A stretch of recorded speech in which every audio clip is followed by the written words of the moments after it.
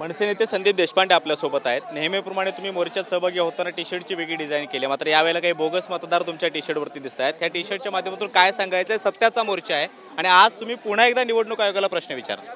निश्चितपणे आणि विचारणार। जोपर्यंत आम्हाला उत्तर मिळत नाहीत तोपर्यंत हे प्रश्न निवडणूक आयोगाला विचारणार आणि हा विषय आमचा आणि निवडणूक आयोगाच्या मधले, इतरांनी त्याच्यात चोंबडेपणा करायची गरज नाही।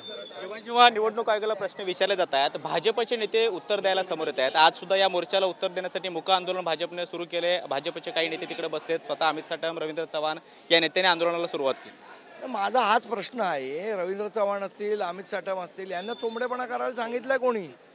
हा विषय आमच्या आणि निवडणूक आयोगामधला आहे ना। तुम्ही मध्ये येऊन चोंबडेपणा कशाला करताय? या सगळ्यामध्ये तुमचा संबंध काय? तुम्हाला प्रश्न विचारलेत का? तुम्ही जर खोटं काम केलं असेल तर बरोबर आहे, तुम्ही मोर्चा काढताय, मग ते एकटं ऍक्सेप्ट तरी करा की हो आम्ही बोगस मतदार घुसवलेत म्हणून आम्ही हा मोर्चा काढतोय।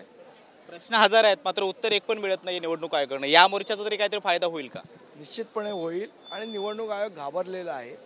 आज गजानन काळेंच्या इथले जे दुबार मतदार होते त्यातली अर्धी जवळजवळ यादी ही निवडणूक आयोगाने रद्द केलेली आहे आणि निश्चितपणे निवडणूक आयोगाला कारवाई करावी लागेल, कारण हा नुसता मनसेचा, शिवसेनेचा किंवा काँग्रेसचा मोर्चा नाहीये, तर हा जनक्षोभ आहे आणि हा जनक्षोभ रस्त्यावर उतरलेला आहे। अविनाशजी, हा शेवटचा इशारा आहे। तुम्ही म्हणालात की नेपाळसारखी परिस्थिती महाराष्ट्रात, देशात निर्माण होईल, निवडणूक आयोगाला प्रश्न होईल, कारण लोकांमध्ये याच्या बाबतीमध्ये प्रचंड चीड आहे।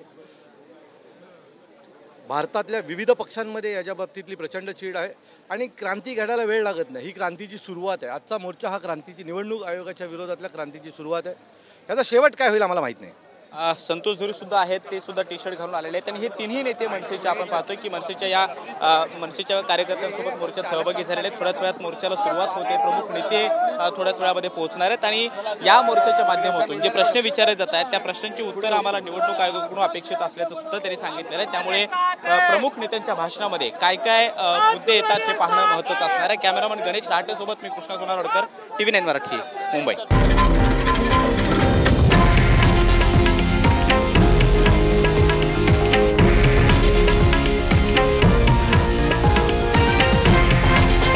हे आहे देशातील नंबर 1 न्यूज नेटवर्क आणि आपण पाहत आहात TV9 मराठी, एकमेव।